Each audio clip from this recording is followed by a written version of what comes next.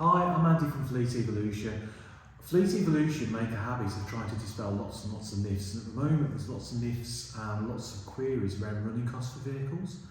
So I just want to shed a light on the electric car life, if you like, how much it costs to charge an electric vehicle and the nuances of living with an electric vehicle. Fairly quick video, fairly relevant because we're seeing petrol prices and diesel prices going really high. So just to explain how electric vehicles work. Now, as you know, electric vehicles work off electricity, hence the name. You plug them in at home, you plug them in when you're out and about shopping, and depending where you plug them in, depends how much you pay for electricity. And a lot of people think electric cars are quite expensive. They can be, not if you use schemes such as ours, our salary sacrifice scheme. So for more information on that, just click the link here. But in terms of normal ownership of electric vehicles, people think they're quite expensive. So I want to just dispel that myth, but more importantly, look at running costs. So electric vehicles run off electricity, which you all know. Electricity is rising in cost, as petrol is, although not quite as quickly. Every electric vehicle has a battery, and on the listing for electric vehicles, you'll see the size of that battery. It's normally represented as like a kilowatt, effectively.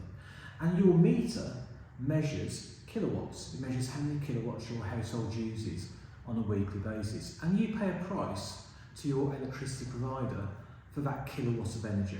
Generally, depending on what tariff you're on, you're probably paying about 20 pence per kilowatt for the electricity that comes into your house. And when you have an electric car, it's a little bit like having a petrol station attached to your house. A really slow petrol station, but a petrol station. So you plug your car in overnight, and when you wake up the next day, you've got a full car ready to go. Typically from a wall box, but sometimes just from a 3-pin socket you have externally fitted. Provided it's fitted professionally, then you can charge your vehicle from that, albeit at a slower rate. To charge an electric vehicle for around 150 miles worth of range will typically cost you about £10 if you charge at home. Although you can get it much cheaper than that. When I mentioned 20 pence per kilowatt, you can get electricity as cheap as 5p per kilowatt from some providers for limited hours overnight, and program your car to just charge at that time. So that's that kind of baseline cost. So if it's 150 miles in an electric car, you're looking at around about £10 when you charge at home. When you charge publicly, it's slightly different. If you charge at a petrol station, then you're going to pay quite a lot of money. You're going to pay possibly £25 for around 150 miles charge, if you like.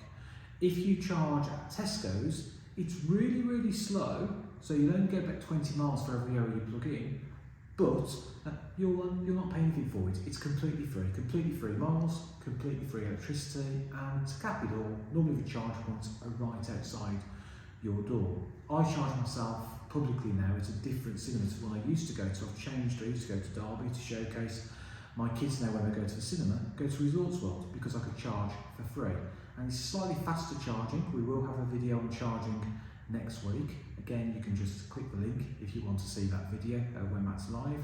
But if you charge at Resorts World like me, you'll pay absolutely nothing for 200 miles charge in the time it takes your kids to see a film. Just to put that in perspective, so every mile you drive an electric car will cost you around about 6p, that kind of figure. Every mile you drive in a petrol car or diesel car will cost you closer to about 15p, and that's based on today's prices, and prices are scooting up quite quickly as we go through. You factor that into the cost of ownership of getting into an electric car, and even if you were to buy something like a Skoda Enyaq as opposed to a Skoda Kodiaq, which is the diesel equivalent, yes, there's a slight difference in list price, but you'd recoup the difference in just over a year and then make big savings further on. And like I say, please bear in mind that you can charge in so many places free of charge, from pubs, restaurants, gyms, shopping centres, retail parks. Lots of these places, cinemas, like I do, will allow you to charge completely free of charge. Of course, the speed is slightly different, but we'll cover that in another video. Thank you for joining me.